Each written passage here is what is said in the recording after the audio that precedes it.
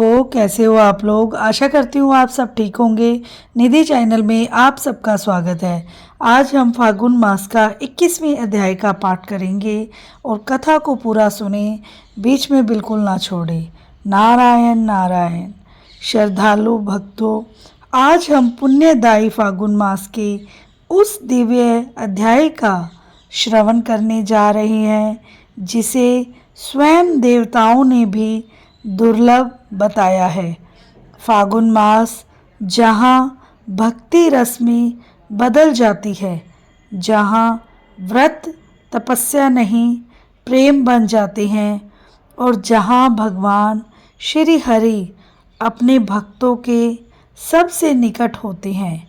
आज का विषय जिसमें भक्ति, दान, व्रत और भगवान की कृपा का रहस्य बताया गया है। ऋषियों ने नारद जी से प्रश्न किया, हे देव ऋषि, फागुन मास में ऐसा कौन सा कर्म है जिससे मनुष्य जन्म जन्मांतर के पापों से मुक्त हो जाता है। नारद जी मुस्कुराए और बोले, हे मुनियों, फागुन मास में भाव से किया गया छोटा कर्म भी महान फल देता है। उन्होंने कहा, जो मनुष्य फागुन मास में भगवान का नाम लेता है, दूसरों के दोष नहीं देखता, क्रोध, अहंकार और ईर्ष्या का त्याग करता है, वह सीधे बैकुंठ का अधिकारी बन जाता है। नारद जी एक कथा सुनाते हैं। एक नगर में एक अत्यंत साधारण मनुष्य रहता था।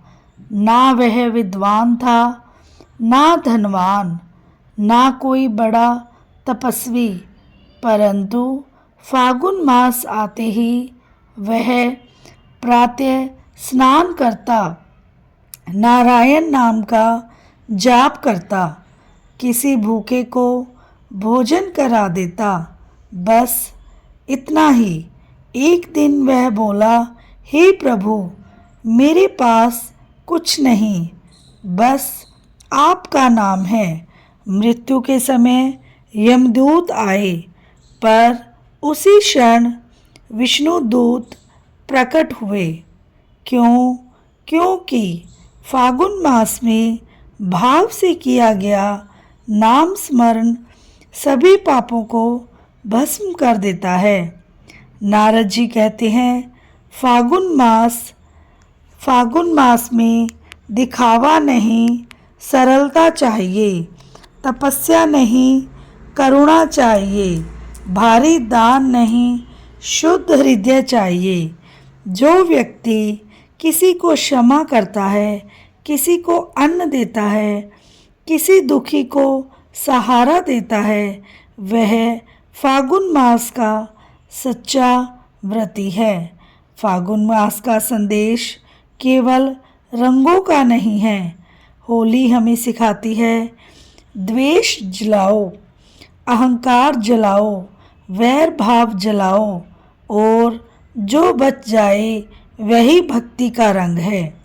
प्रहलाद भी की भक्ति ने दिखाया, फागुन मास में सत्य और प्रेम की विजय निश्चित है।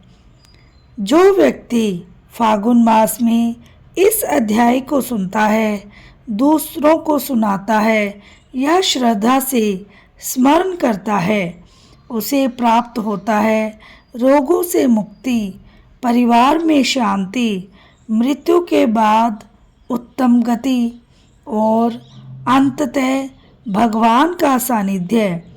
हे भक्तों, फागुन मास कोई साधारण महीना नहीं है। यह भगवान के सबसे निकट आने का समय है।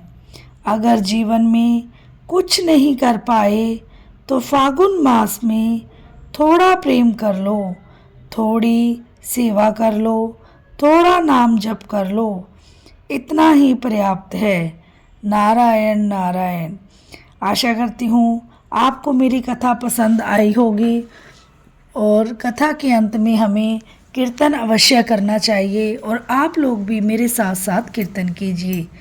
श्री कृष्ण गोविंद हरे मुरारी, हे नाथ नारायण वासुदेवा, हे नाथ नारायण वासुदेवा, हे लक्ष्मी नारायण वासुदेवा। श्री कृष्ण गोविंद हरे मुरारी, हे नाथ नारायण वासुदेवा, हे नाथ नारायण वासुदेवा, हे लक्ष्मी नारायण वासुदेवा। श्री कृष्ण गोविंद हरे मुरारी, हे नाथ नारायण वासुदेवा, हे नाथ नारायण वासुदेवा, हे लक्ष्मी नारायण वासुदेवा। श्री कृष्ण गोविंद हरे मुरारी, हे नाथ नारायण वासुदेवा, हे नाथ नारायण वासुदेवा, हे लक्ष्मी नारायण वासुदेवा। श्री कृष्ण गोविंद हरे मुरारी, हे नाथ नारायण वासुदेवा, हे नाथ नारायण वासुदेवा, हे लक्ष्मी नारायण वासुदेवा। बोले श्री कृष्ण भगवान की जय हो, राधा माता की जय हो, लक्ष्मी माता की जय हो। वीडियो को लाइक, चैनल को सब्सक्राइब करना ना भूलें और बेल आइकन को ज़रूर प्रेस करें ताकि मेरी वीडियो की नोटिफिकेशन आपके पास सबसे पहले पहुंच जाए। और जिसने इस लाइक सब्सक्राइब कर दिया है उसका बहुत बहुत धन्यवाद। मिलते हैं नेक्स्ट वीडियो में नेक्स्ट अध्याय के साथ। राधे राधे।